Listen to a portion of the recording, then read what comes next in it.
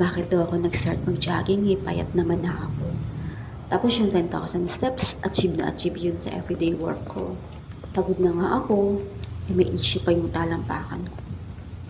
Pero alam mo yung realization ko, hindi porket madami kang galaw, malakas ka na. Napansin ko, konting takbo lang, hingal agad. Doon ko naisip, gusto ko mas lumakas. Hindi lang para sa katawan ko, kundi para sa sarili ko.